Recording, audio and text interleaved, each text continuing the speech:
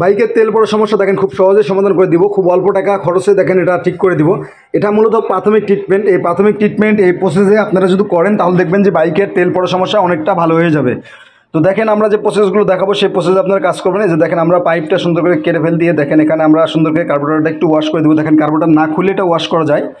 তো এই যে দেখেন এখানে আমরা WD-40 দিয়ে দেখেন ওয়াশ করতেছি। এই যে দেখেন যে কার্বোরেটর ডেন নাট আছে, ডেন নাট খুলে আমরা এই দিক দিয়ে সম্পূর্ণটাই বের করে দিব। এই যে দেখেন এটা কার্বোরেটর না খুলে খুব অল্প খরচে এভাবে কাজ করা যায়। এটা মূলত প্রাথমিক ট্রিটমেন্ট। এই ট্রিটমেন্টে আপনারা যদি কাজ করেন তাহলে দেখবেন যে বাইকের পারফরমেন্স ভালো হবে এবং বাইকের তেল পড়া বন্ধ হয়ে যাবে খুব তাড়াতাড়ি।